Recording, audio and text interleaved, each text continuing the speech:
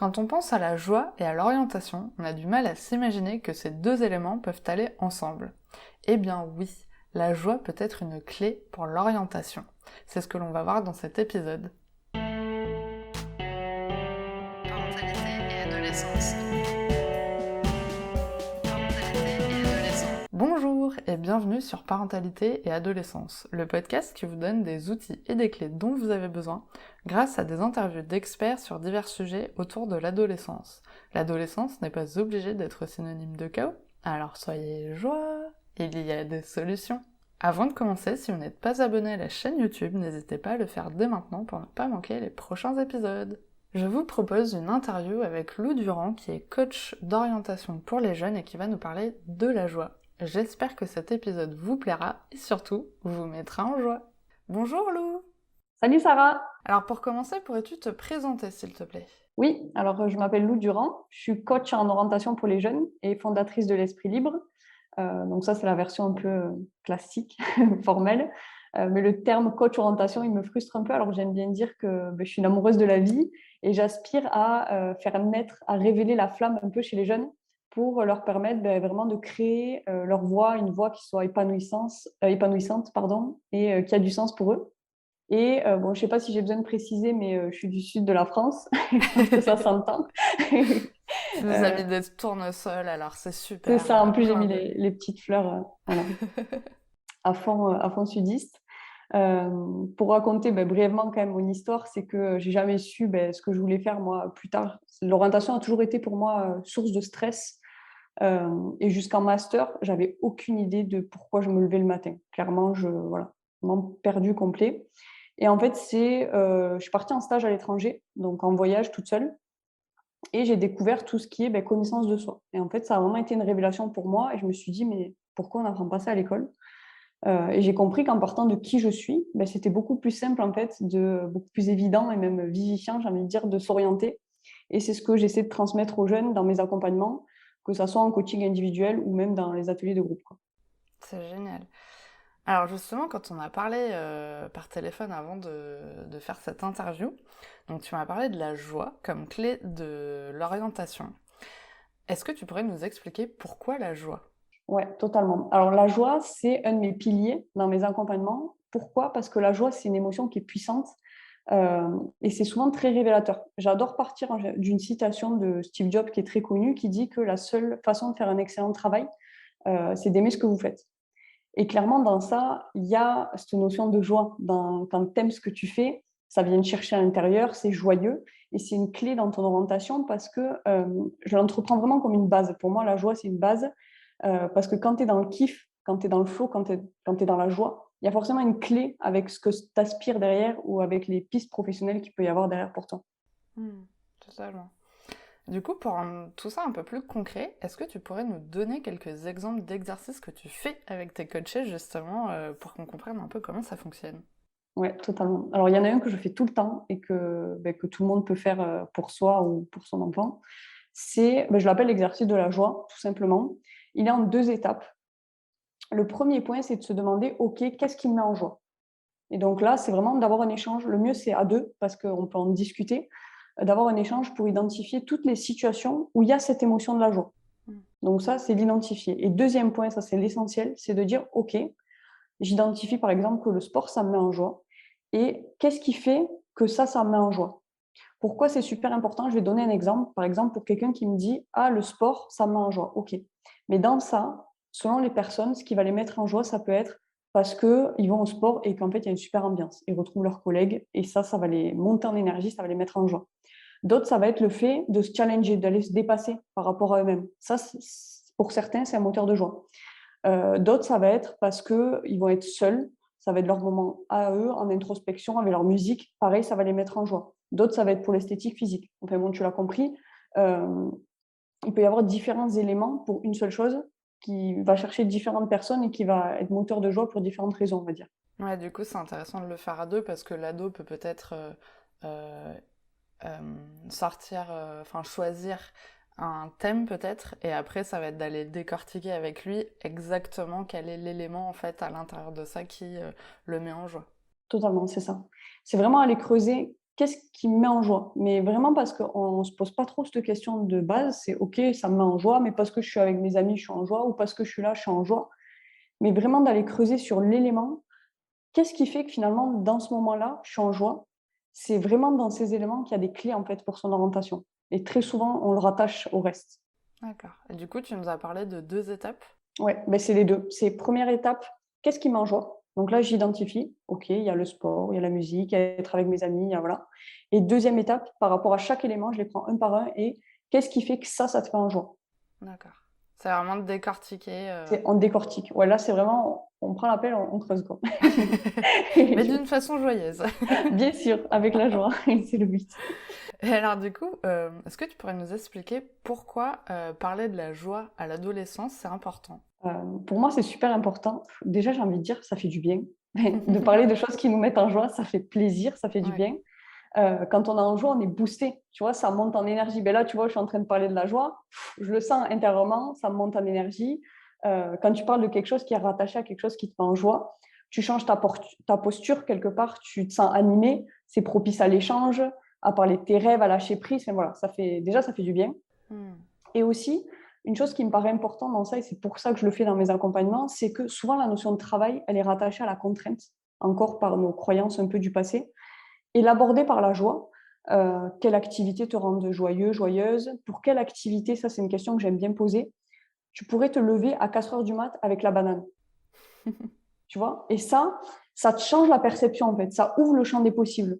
On rattache le travail plus à quelque chose de joyeux, à des activités. Et c'est puissant parce qu'on ne se sent pas bloqué avec qu'est-ce que tu veux faire plus tard? Tu vois? C'est et vraiment ça change en fait la perception, ça ouvre le champ des possibles et même le jeune souvent je le sens, il se passe quelque chose intérieurement en parlant des choses qu'il aime et du coup ça débloque totalement le côté: «Oh là là, je l'aborde par qu'est-ce que je veux faire?» Ouais. Je peux te donner peut-être un exemple concret pour illustrer, par exemple avec une lycéenne que j'ai en ce moment, là ça fait 4 séances qu'on creuse ensemble sur vraiment sa personnalité. On n'aborde rien d'autre que elle, sa personnalité, ses forces, ce qui fait sens, la joie et cetera. Et donc, parmi ces 4 séances, on a abordé la joie. Et donc, parmi ça, il y avait, je me rappelle là, de 2 éléments. Il y avait ce qui la mettait en joie, les vacances, et être avec ses amis. Bon, il y avait d'autres éléments, mais là, c'est les 2 qui me viennent. Et de base, tu peux me dire, OK, finalement, pour une jeune, aimer les vacances et être avec ses amis, ça ne nous en dit pas plus. Et ça paraît tout à fait classique. Mais elle, dans ces éléments-là, de la deuxième étape, qu'est-ce qui te met vraiment en joie dans ça? Pour les vacances, c'était le fait de partir de chez elle, de voir d'autres trucs et tout, mais de partir. Il y avait cette notion de mouvement. Et pareil, dans être avec ses amis, qu'est-ce qui faisait que ça la mettait en joie? C'était le fait d'être en mouvement, d'être dans l'action, d'être dans l'amusement avec ses amis, mais de ne pas être chez elle et d'être en mouvement à l'extérieur. C'était vraiment ça qui ressortait. Et dans ces éléments de joie, il y avait vraiment cet élément qui était clé, le fait d'être active en fait. D'accord.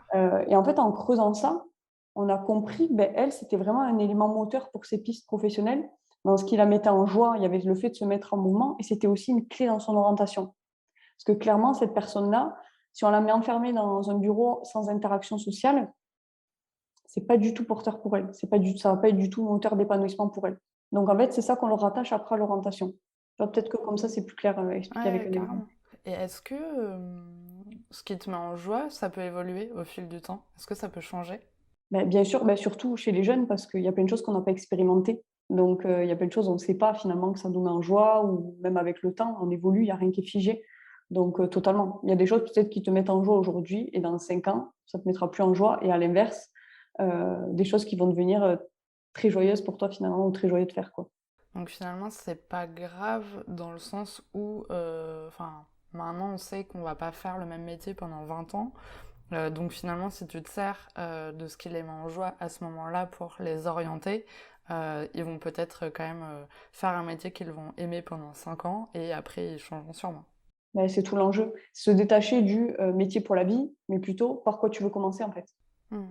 Qu'est-ce qui te fait vibrer maintenant? Et dans tous les cas, tu vas monter en compétence sur plein de domaines qui seront sûrement transversales d'ailleurs comme compétences. Ça va forcément t'amener à expérimenter, à apprendre des choses, et cetera et ça te servira toujours pour la suite. Mais déjà, si tu es joyeux et que ça fait sens pour toi à ce moment-là de ta vie de t'engager dans ça, ça peut que faire sens après sur ton chemin, Ouais, global de vie, ta carrière et cetera, quoi. d'accord. Et alors maintenant, est-ce que tu pourrais nous expliquer quelle est la différence entre la joie et le plaisir? Parce que je pense que ça peut être Mm. compliqué pour les jeunes justement de faire la différence. Ouais, totalement. C'est franchement une super bonne question parce que la nuance, elle est fine, mais en même temps, elle est super importante. Et notamment dans l'exercice, là, je l'explique à chaque fois aussi. C'est que le plaisir, il est lié à une satisfaction immédiate. Tu vois, j'ai soif, je bois. Ouais, là, j'avais ultra soif, je bois, j'ai du plaisir à ce moment-là. Ou j'ai trop faim, tu vois, je mange un bon truc ça me fait plaisir. Mais sur le coup, ça s'arrête. Un truc important aussi avec le plaisir, c'est qu'il peut être facilement contrarié. En mode, j'ai très soif, j'ai chaud, j'ai soif, je prends de l'eau, elle est tiède. Tu vois, Mm. ça descend vite. Tu vois, ton plaisir, il descend vite. Elle peut être vite contrariée. Alors que la joie, elle se contrôle pas trop. Elle vient de l'intérieur, elle t'envahit et surtout, elle est dans toutes les parties de ton être. Ça touche ta tête, mais ça touche ton cœur parce que tu es dans la joie et ton corps, tu as envie de te mettre en mouvement. Elle est communicative, la joie. C'est un plaisir, mais beaucoup plus profond et un peu plus long dans la durée. Tu as besoin de partager. Tu vois, quand tu as quelque chose qui te met en joie, tu as envie de le partager avec l'autre, ton corps, il le manifeste. Tu vois, ça vient de l'intérieur. C'est en ça qui est la nuance. Et donc, effectivement, des fois, la nuance est fine, parce que si vraiment quelque chose te fait ultra plaisir, voilà. Mais c'est surtout dans la profondeur et dans le corps. Ça se manifeste dans le corps, la joie. D'accord, ouais, c'est intéressant. Et alors, comment on fait pour avoir l'état d'esprit propice à la joie? Euh, ben, la joie, j'ai envie de dire, ça se contrôle pas. Comme je te dis, elle se manifeste, elle se vit. Tu la sens monter. Mais d'un côté, je m'appuie sur ça souvent, j'avais lu un bouquin de Frédéric Lenoir, justement, sur la joie. Et lui, il explique effectivement qu'il y a différents éléments qui peuvent aider, on va dire, à que cette joie se manifeste. Et donc, dans ça, il y a l'attention, la présence, le côté, je vais le prendre à l'inverse, finalement, si tu n'es pas présent, si tu n'es pas attentif, que tu es plus en mode automatique, voilà, tu fais ta journée comme ça, sans poser ton attention ni ta présence, ça ne va pas être propice à la joie. À l'inverse, si tu es vraiment présent dans l'instant, et je peux prendre aussi un exemple, c'est peut-être plus parlant, admettons, tu écoutes la musique. Tu l'as mis en fond, mais tu es dans ta tâche, tu fais ton truc et tout, tu captes pas, la musique, autant, elle va rien te faire.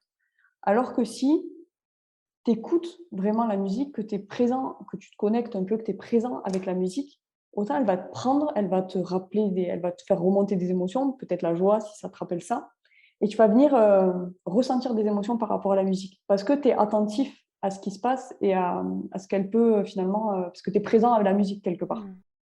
Et c'est valable pour tout. Pareil, si tu te balades dans la nature, que tu es sur ton téléphone, ça peut peut-être rien te faire. Alors que si tu es sensible, je sais pas, que tu vois des gens qui s'amusent, des gens qui rigolent, que tu vois un beau paysage qui, toi, te suscite une émotion, ben, la joie, elle va sûrement plus être propice, en tout cas, à se manifester. D'accord. Pareil, un truc qui est important et finalement qui se rattache pas mal à l'orientation, c'est la persévérance dans l'effort. Ça, c'est un truc qu'on oublie souvent, mais quand tu t'investis vraiment dans quelque chose, c'est plus propice à avoir un résultat de fierté, de joie. Par exemple, je ne sais pas si tu fais du tennis et que tu renvoies les balles comme ça avec ton pote et que voilà, tu es un peu en mode je m'en fous, je renvoie des balles et c'est tout. A priori, il ne va pas se passer grand-chose. À l'inverse, si vraiment tu t'entraînes toutes les semaines à t'améliorer au tennis, etc., et qu'au bout d'un certain temps, tu fais de compète et que tu gagnes, tu vois là, tu vas être fier, tu auras persévéré, ça t'aura demandé des efforts, mais il y aura la joie d'avoir gagné ou simplement d'avoir partagé un moment ou de t'être vraiment amélioré. Et là, ça va susciter la joie. D'accord. Et ça, je le rattache pareil à l'orientation parce que des fois, on a l'impression, ouais, je choisis une voie dans laquelle je vais être bien, je vais m'épanouir et tout, et c'est OK, tu vois, j'aurai pas de contraintes. Mais en fait, quelque part, j'aime bien cette phrase que je dis souvent, c'est je cours pas sans transpirer. Tu vois, le truc, ça paraît essentiel parce que d'être bon dans un domaine, d'aller t'épanouir dans quelque chose et de devenir bon, ça va te demander des efforts.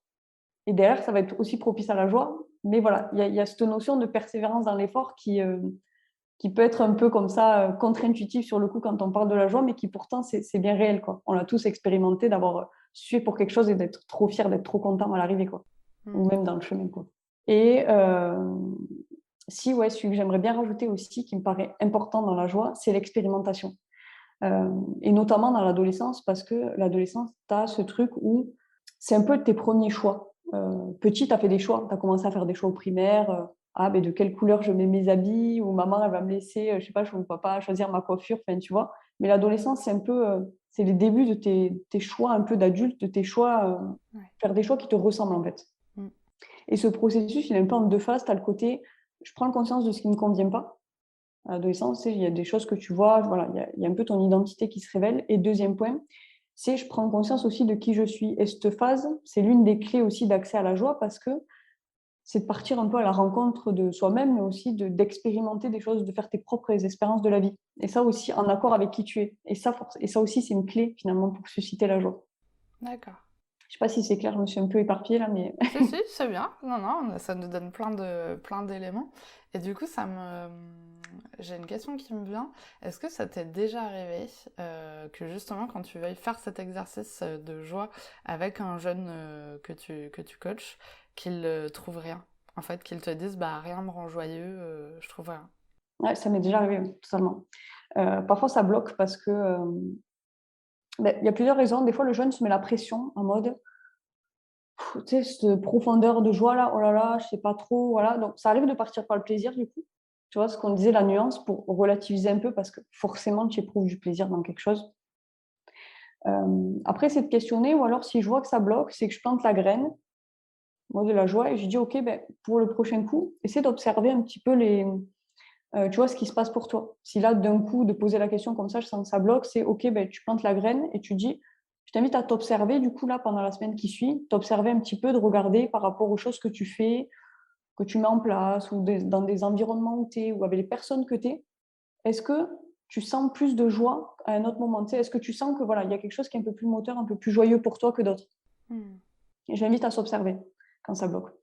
Euh, ou alors je pose différemment. Je dis pas qu'est-ce qui te met en joie. Je dis voilà, est-ce que tu peux me parler un peu, je sais pas, d'une journée type ou de tes moments à l'école ou de tes moments avec tes amis ou en famille. Et j'essaie de creuser comme ça et de D'accord. voir et souvent ça se voit à l'expression du visage. Hmm. Hop, la posture toute. Mais ça c'est vrai que quand je fais ça, ouf, là c'est bon, on a mis le doigt dessus. Ouais. Donc même si c'est pas voilà, si par la joie ça bloque, de passer par les expériences, par sa journée type, par juste des moments voilà, de sa vie et de voir dans ça est-ce qu'il n'y a pas effectivement quelque chose à creuser qui pourrait le mettre en joie. Mais du coup, comme tu le disais, c'est plus facile quand t'es à deux. Donc là, Totalement. tu vas l'accompagner en fait à creuser avec lui, justement, à débloquer finalement ce blocage peut-être qu'il s'est mis quand tu lui as posé la question et qu'il s'est senti un peu stressé. C'est ça, c'est ça. Alors, il y a des personnes, c'est très simple, hein. Je dis, ouais, une personne seule, des fois, elle va entendre ça, elle va dire, ah ouais, mais moi, ça me met en joie, ça va être facile pour elle. Mais d'autres où ça bloque, effectivement, c'est beaucoup plus simple d'échanger.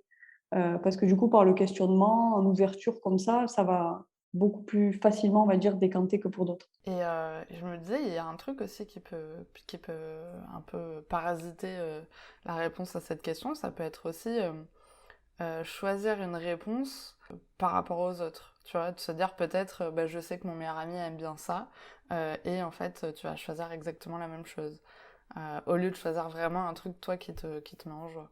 Est-ce que ça Ouais. t'est déjà arrivé et t'as su déceler un petit peu ça?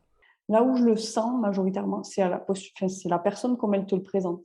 Hmm. Tu sens si elle réfléchit un peu à ses mots, qu'elle essaie de dire quelque chose pour dire quelque chose, mais que c'est pas animé. Comme je te dis, quand tu parles de quelque chose qui te met en joie, ça se sent Hmm. dans le corps. C'est ça me met en joie parce qu'on fait ça. S'il y a zéro, enfin, ça reste en monotonique, c'est juste dire quelque chose pour dire quelque chose. Ça, je le sens vite quand même. D'accord. Mais c'est plus par rapport à le non-verbal finalement. Enfin, la posture de la personne, son corps, comment ça se manifeste chez elle en fait. D'accord. Ouais, c'est plus sur ça, je dirais. Ah, c'est intéressant. Du coup, on arrive à la question pour les auditeurs. As-tu un message à transmettre aux personnes qui nous écoutent aujourd'hui? Le message que j'ai à transmettre, ben, en lien avec la joie, hein, c'est vivez en fait. C'est dans le sens, soyez vous-même, tentez, osez ce qui vous fait vibrer. Euh, pour moi, c'est quand on est bien avec soi qu'on donne le meilleur aux autres. Et ça pour moi, c'est pépite. C'est la petite pépite. C'est vraiment euh, de cultiver ça envers vous, d'oser vibrer, d'oser être vous, indépendamment de ce que peuvent penser les autres. Et quand tu es bien avec toi, que dans ton intérieur, tu te sens bien, tu te sens serein, tu te sens confiant, c'est là que vraiment que tu donnes le meilleur aux autres. Et c'est lié à l'orientation, mais c'est lié avec tout, hein. Hmm. Et ça, pour moi, c'est vraiment ouais, le message à transmettre, pour moi, c'est ça. Et pareil, du coup, en tant que parent, ben, d'inviter les jeunes à expérimenter, c'est vraiment une clé. Et ça, on peut pas, qu'on se fasse accompagner ou pas, c'est pas quelque chose qu'on peut faire pour le jeune, c'est lui. Et expérimenter, pour moi, c'est vraiment une clé pour susciter la joie, pour susciter des expériences, pour comprendre qui on est, pour comprendre ce qui nous anime. Euh, ouais, ça, je pense que c'est vraiment fondamental. Super message. Alors, pour finir, comment pouvons-nous te contacter et est-ce que tu es présente sur les réseaux? Oui, alors je suis présente sur les réseaux, sur pas mal de réseaux finalement. Sur ouais, je suis en train de le sur, Instagram du coup, donc là c'est Lou Durand, coach. Sur LinkedIn, Lou Durand, classique. Je suis aussi sur Facebook, sur TikTok pour les jeunes et du coup j'ai mon site web donc l'espritlibre.fr Super. pour me En tout cas, contacter. mais merci beaucoup d'avoir accepté mon invitation sur le podcast. Je suis ravie d'avoir parlé de la joie avec toi aujourd'hui et j'espère que ça en inspirera certains, en tout cas, qui en ont besoin. Ben, merci à toi, en tout cas, pour cette invitation. Ça a été vraiment un plaisir, une belle rencontre déjà en amont, et puis un plaisir de partager ça en espérant que ça puisse voilà, semer des graines ou accompagner certains parents ou jeunes dans cette réflexion qui n'est pas toujours évidente. Merci d'avoir regardé la vidéo jusqu'au bout, j'espère qu'elle vous a plu. N'hésitez pas à la partager auprès d'un parent qui pourrait en avoir besoin et on se retrouve la semaine prochaine pour un nouvel épisode. À bientôt!